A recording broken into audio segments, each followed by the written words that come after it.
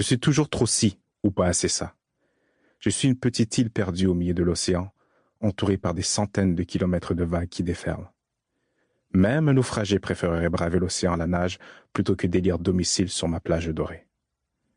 Je me sens bien seulement lorsque la brise balaie mes cheveux, que le soleil réchauffe ma peau, que les vagues et les goélands offrent leur symphonie à mes oreilles et que mon corps tangue avec les mouvements d'un voilier. Là, à ce moment précis, là, je ne suis plus seul. Là, je suis à ma place. Fini d'être trop ou pas assez. J'existe. Généralement, on nous donne un sobriquet basé sur un trait de caractère, un talent que l'on a ou une niaiserie d'enfance qui nous colle à la peau. Ou tout simplement, c'est un diminutif d'un de nos noms.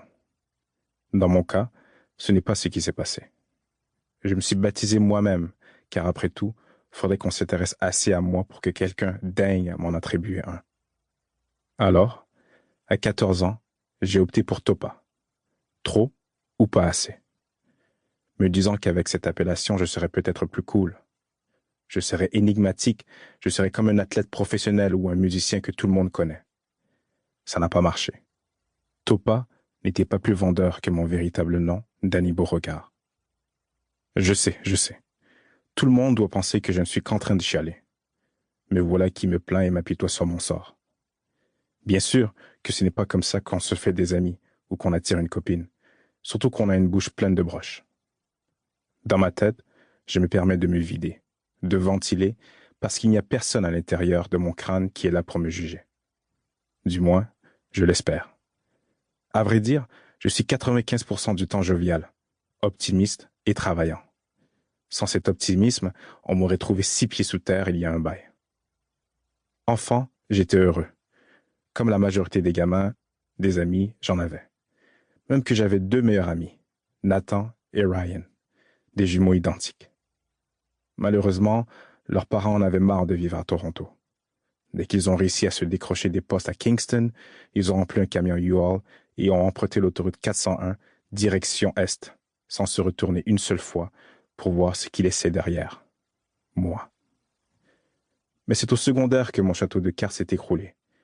Avec le changement d'école, le maudit phénomène de clique, notre déménagement dans un autre quartier torontois, la relation tendue entre mes parents, de l'acné qui heureusement s'est volatilisée, des vêtements pas assez tendance, et surtout parce que j'ai dénoncé une seule fois des élèves qui faisaient du vandalisme à l'école, mon îlot s'est éloigné de la métropole et s'est retrouvé en plein milieu de l'Atlantique. Quand ça va mal, ça va mal. Pourtant, grâce à cette période difficile, j'ai découvert une activité qui me passionne. Estelle, ma mère, souhaitait me faire sourire à nouveau. Alors, pendant les vacances d'été, elle m'a amené parcourir la ville reine en quête d'aventure. La tour du CN, l'aquarium, les manèges de Wonderland. Bref, tous les attraits touristiques, on les avait faits en triple. Le plaisir se voulait éphémère. Ma mère, comptable agréée, se désolait d'additionner le coût de nos excursions et le nombre d'heures passées dans les files d'attente, car à Toronto, la population de la ville semble doubler dès que la chaleur arrive. Je ne l'ai jamais comprise, celle-là. Moi, j'aurais tout donné pour passer la relâche en camping ou dans un chalet à la baie Georgienne ou dans Muskoka. L'année suivante, je n'allais pas mieux. Cette fois-là, ce fut mon père qui tentait de me trouver quelque chose pour me changer les idées. En consultant ses courriels, il avait trouvé un bon de réduction de Groupon, Tuango, ou je ne sais plus trop, pour des cours d'initiation à la voile à partir du célèbre Harbourfront. L'été de mes 15 ans fut marqué par ma première aventure en voilier. J'ai embarqué dans un quillard.